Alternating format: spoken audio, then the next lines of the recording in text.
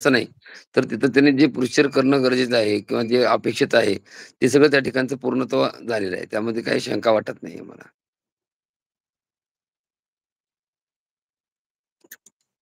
बाबा, या जे प्रशिक्षणार्थी आहेत, आता जर जे प्रशिक्षणार्थी खाजगी आस्थापनेत आहेत, तर यांना तर काही हं. सरकार हे करू शकत नाही. मग जर हा जो लढा आहे, तो फक्त जे प्रशिक्षणार्थी सरकारी आस्थापनेत आहेत, यांच्यासाठीच आहे, असं थोडक्यात आपण म्हणू. मग ते हे प्रशिक्षणार्थी 100% त्यात आता जे ॲक्टिव्ह मोडमध्ये आहेत, फक्त शिक्षण विभाग आहे, ग्रामपंचायत विभाग आहे, जिल्हा परिषद पंचायत समिती विभाग आहे. जे काही हे विभाग आहेत आस्थापनामध्ये, त्या विभागामधली मंडळीच त्यामध्ये सक्रिय आहेत. बाकी इतर जे खाजगी आस्थापनामधले आहेत, त्या लोकांना काही घेणं-देणं नाहीये सध्याच्या घडीला.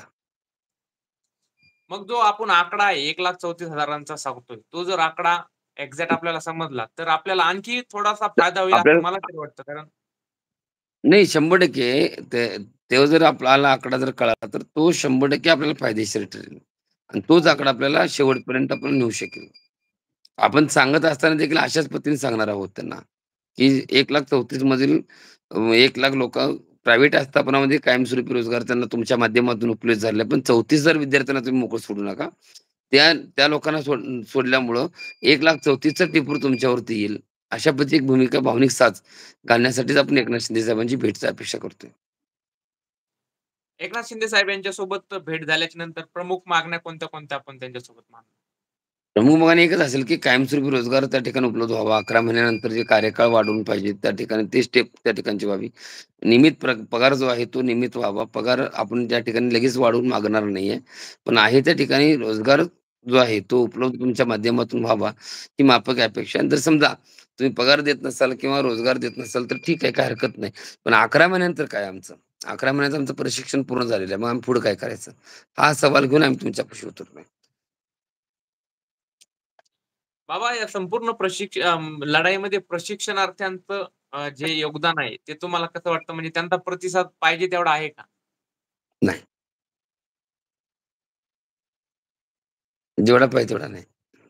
तो जर असता तर मग काही अडचण नाही. आत्तापर्यंत आता माझ्या टोटल 34 हेलपाटे म्हणजे 34 हेलपाटे मी मुंबईला केलेले आहेत आतापर्यंत. एका हेलपाटेला कमीत कमी ₹25,000 पर्यंत खर्च येतो. तुम्हाला माहीत असेल. 34 हेलपाटे माझी मुंबईला झालेत. रायगड असेल किंवा मुंबई असेल. टोटली 34 हेलपाटे माझे पूर्ण झालेले आहेत. आता 35वा हेलपाटा होणार आहे माझा आता. बारकी गोष्ट नाही ही. म्हणजे 27 26 जानेवारी 26 जानेवारीला मी यामध्ये सक्रिय झालो. 27 तारखेपासून सुरुवात झाली. 27 तारखेला मुंबईला गेलो. 4 तारखेला मुंबईला गेलो. 4 तारखेनंतर 7 तारखेला मुंबईला गेलो. 12 तारखेला मुंबईला गेलो. 16 तारखेला मुंबईला गेलो. 14 तारखेला मुंबईला गेलो. मुंबई पायी काढत असताना परवानगीसाठी मुंबईला परत गेलो. म्हणजे अशी वेगवेगळी जे समीकरण आहेत, ते आज हो. कल्पनाच करू शकत नाही आपण. आणि ह्या सगळ्या गोष्टीमध्ये आत्तापर्यंतच्या कालावधीमध्ये जर बघितलं, तर पुणे असेल किंवा रायगड असेल आणि किंवा मुंबई असेल, हे टोटली एवढे हेलपाटे आमचे झाले. पण अद्यापही त्या बाबतीमध्ये फक्त 5 महिन्याचा कार्यकाळ वाढवून भेटलाय.